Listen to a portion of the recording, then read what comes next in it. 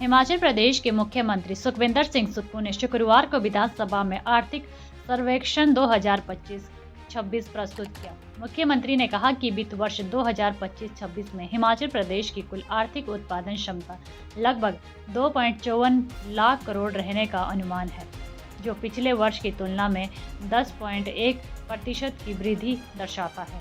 फिर मूल्यों पर यह वृद्धि दर 8.3% रहने का अनुमान है, जो वैश्विक अनिश्चितताओं और जलवायु चुनौतियों के बावजूद राज्य की मजबूत आर्थिक गतिविधियों को दिखाता है। मुख्यमंत्री ने कहा कि यह व्यवस्था परिवर्तन का परिणाम है। राज्य की आरडीजी अगर बंद न होती तो प्रदेश में और अधिक तेजी से विकास होता। कोचिंग के क्षेत्र में अपनी अलग पहचान बना चुका बीआरसी इंस्टीट्यूट करवाता है +1 +2 medical, non medical, JEE mains, advance NEET की कोचिंग। बीआरसी इंस्टीट्यूट जाना जाता है अच्छे कंपटीशन के लिए, जहां हर साल सैकड़ों बच्चे कंपटीशन की तैयारी करते हैं और बीआरसी का हर साल का रिजल्ट सराहनीय है। इसके लिए एक अच्छा अनुशासन, अच्छा स्टडी मटेरियल, अच्छी फैकल्टी जो बीआरसी इंस्टीट्यूट के पास अवेलेबल है। अभी बीआरसी में +1 +2 जेईई नीट की एडमिशन चल रही है, तो आइए ज्वाइन बीआरसी, हेल्दी बीआरसी।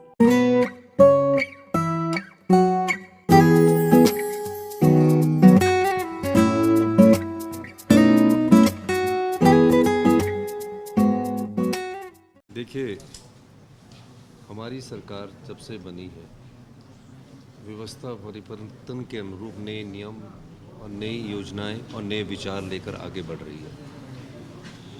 3 साल पहले हमने जो कहा था, अपने पहले बजट में देखा होगा कि जो हमारा प्राकृतिक सौंदर्य है और हम पर्यटन राज्य के रूप में जाने जाएं, उस दृष्टिकोण से हमने काम किया। जीएसडीपी में भी बढ़ोतरी हुई और पर कैपिटा इनकम में भी हमारी बढ़ोतरी हुई है और 9.3% के हिसाब से हम आगे बढ़े हैं। कुछ मेरे ख्याल 9.3 या 9.7 है,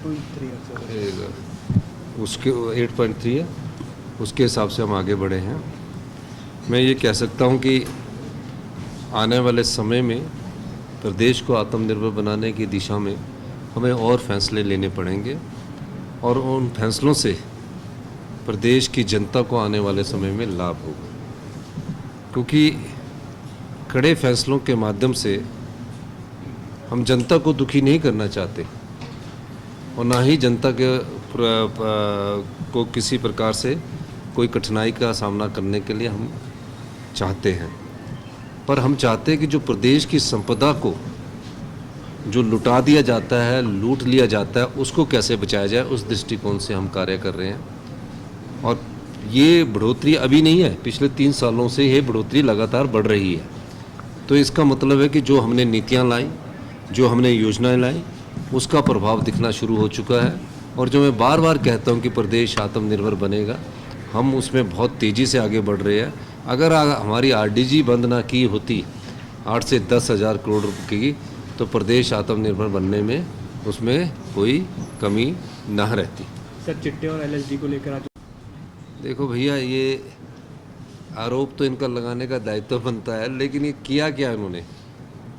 जो सबसे बड़ा चिट्टे के खिलाफ और नशे के खिलाफ का जो कानून था, उसकी नोटिफिकेशन इन्होंने नहीं की, मैंने की। और जितना मजबूती से हिमाचल प्रदेश में कांग्रेस की सरकार ने चिट्टा के खिलाफ आंदोलन चलाया, वो मेरा ये मानना है कि जितना जन जागरण आंदोलन हमने युवाओं के बीच में चलाया और आने वाले समय में और हम चलाएंगे, उसका फ़ायदा हमें होने शुरू हो गया। अब जो एलएसडी जो पकड़ी गई है, उसको पकड़ा किसने? पुलिस विभाग ने। और बर्खास्त किनको किया? उसी पुलिस विभाग को, जब हमने बर्खास्त कर दिया। तो इस प्रकार की बात करके ये राजनीतिक रोटियां सेकना चाह रहे हैं। तथ्य इनके पास होते नहीं हैं। एक तरफ अपने भाषण में बोलते हैं कि आप वॉकथॉन करवा रहे हैं, हम युवाओं को जागरूक कर रहे हैं, और दूसरी तरफ कह रहे हैं कि हमें बुला नहीं रहे। तो ये उनकी अपनी बात में ही स्पष्टता नहीं है, इस कारण मैं ये बोल सकता हूँ। राज्यसभा चुनाव में सर्विलेंस पर जो एक्सपेक्टेड ग्रोथ है 8.3 के आसपास है और जो जीएसडी जो प्रेजेंट है दैट इज 10.1, जो नेशनल और इंटरनेशनल उससे अच्छी है, उससे बहुत अच्छी है।